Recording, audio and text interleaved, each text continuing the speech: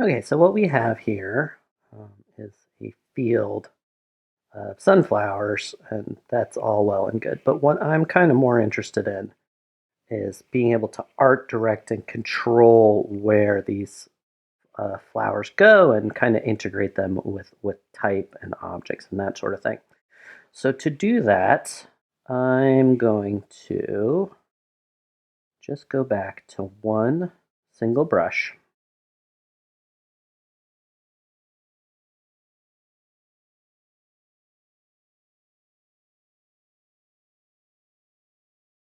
One curve. All right. We're going to bring the width down to 0, so it's right on that path there. All right. Let's see. We don't need that anymore. And we'll call the brush place path. Okay, so let's see here. When we were looking at the behavior of the brushes, there was two parameters that we kind of just glossed over really quick. And one of them was follow the path. So the path is, the form that the where you kind of drew the brush, right? Um, which is, kind of neat in itself. But then there's also another parameter called curve, and when you do it, nothing happens, and that's because you need a control curve um, that's going to guide, where your flower or plant or whatever ends up. So I'm going to go to the front view. I'm going to take out any kind of variation in this, and I think I have a bend. I'll just get rid of that too, because this is all going to be controlled by a path now. Um,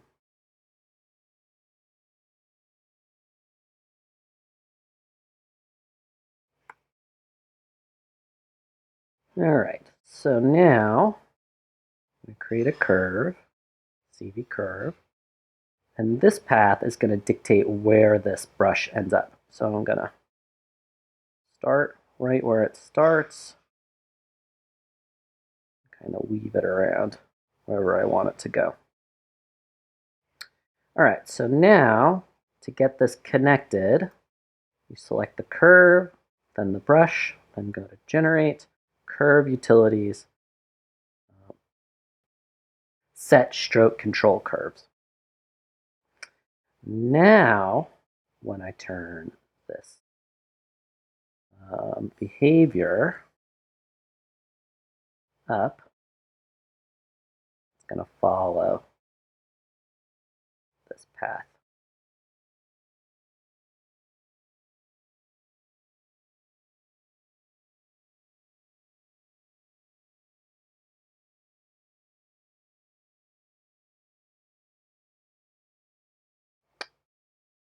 And so right now it's trying to kind of follow as best as it can. One thing we can do to help it out a little bit is give it a little more length. The longer it goes, the more it's going to try.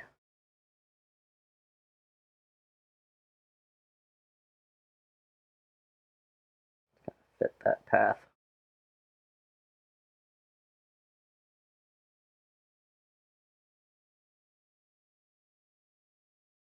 All right. And now, it's still live, so we probably want more leaves. And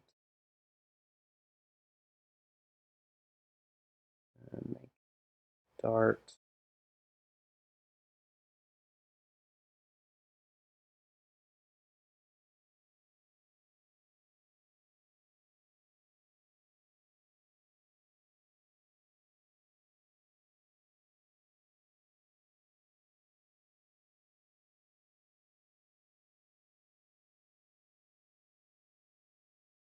The bottom.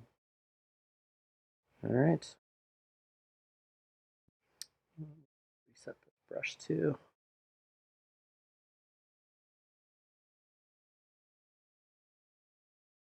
And turn off tumbling or orthographic. All right. So the next thing I'm going to do, so we'll call this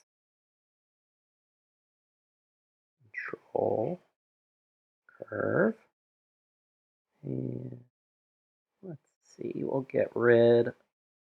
See, our mesh is still alive, which is awesome. Let's get rid of this sky dome. It's probably a mistake to introduce that. Let's see here. Let's bring in some text. So to do that, I made some text in Illustrator.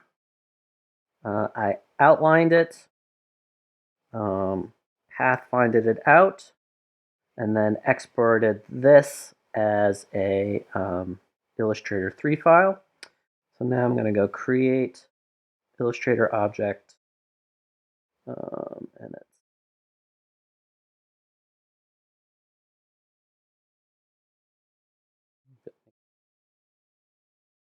bigger. A little less bevel. A little more detail.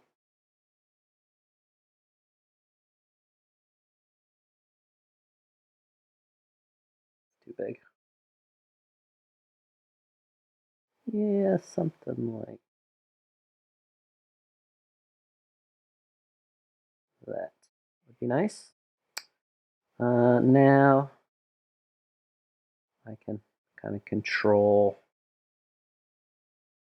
sunflower-esque brush growing through the path. So if you want, so what happens if I'm trying to select the curve, it keeps trying to select the stroke, it has priority. If you want to prevent that, which you're going to want to, you can just put it on its own layer, and now it's locked. So you can see it, but it's locked. So now when I go to my control curve, it selects the curve and not the brush.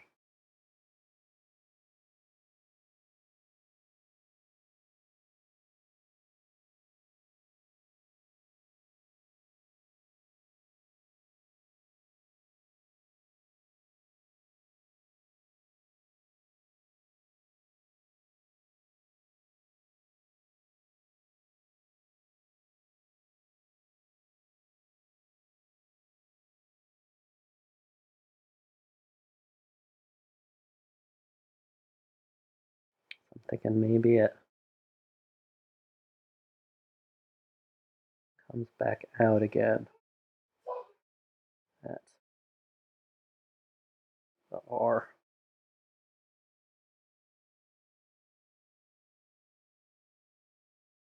Perspective.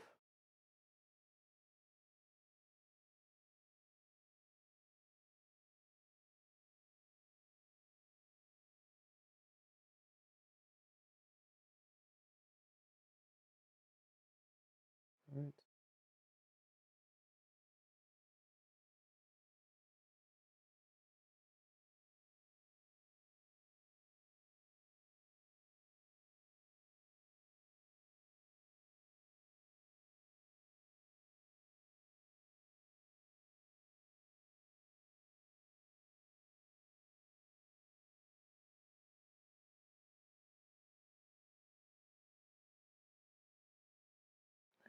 Is a good place to end it, I think. So, there's tremendous power in all of this. You can also create other modifiers to like turn little leaves on and off, and control thickness and kind of dial in even along this brush. You could have another modifier just for this path. But this is plenty. All right.